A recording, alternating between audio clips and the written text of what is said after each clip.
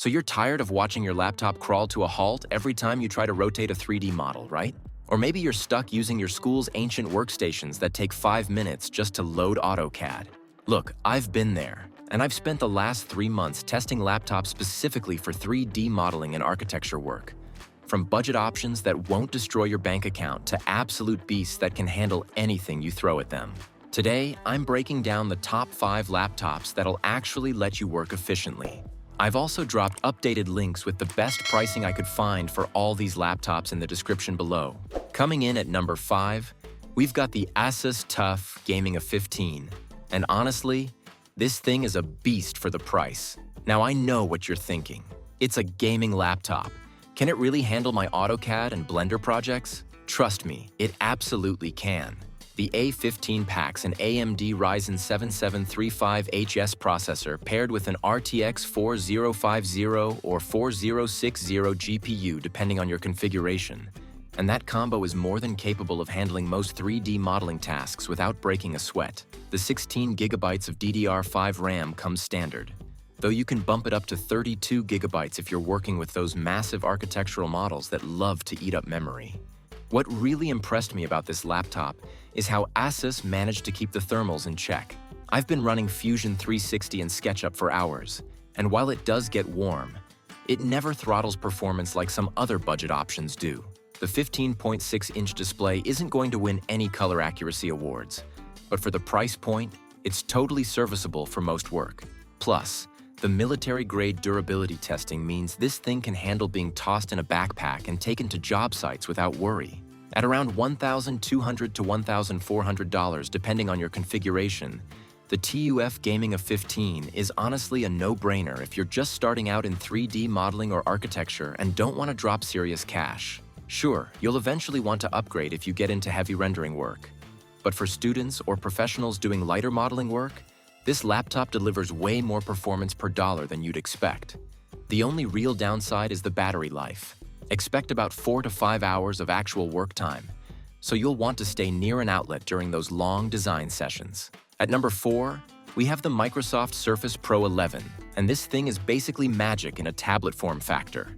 I've been using this for about 2 months now, and the portability factor is just incredible.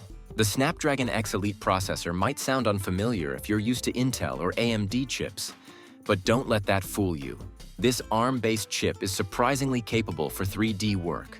I've been able to run Rhino, Revit LT, and even some lighter Blender projects without major issues, though you'll definitely notice the performance difference compared to traditional x86 processors when dealing with complex assemblies. The real star here is that 13-inch Pixel Sense display.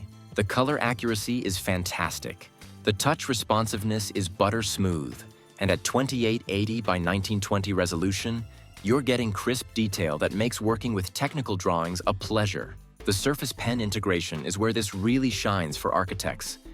Being able to sketch directly on your models or markup plans feels so natural. Battery life is honestly impressive too. I'm getting 8 to 10 hours of mixed use, which includes some light CAD work and a lot of document review. The big question is price, and yeah, it's steep. You're looking at around $1,500 for the base model, but realistically, you'll want the 32GB RAM version, which pushes you up to about $2,200.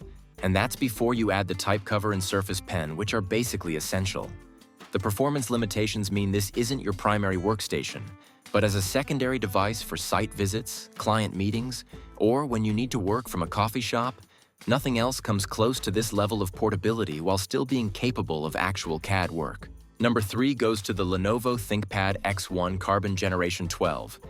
And look, I know some of you are probably thinking, that's a business laptop, not a workstation. But hear me out.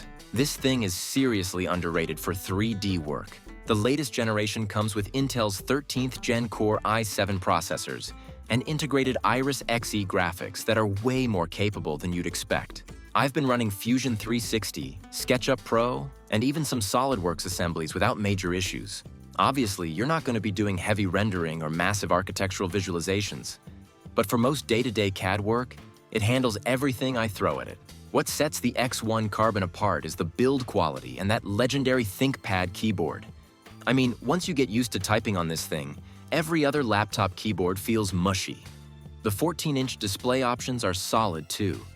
You can get it with a 4K OLED panel that's absolutely gorgeous for design work.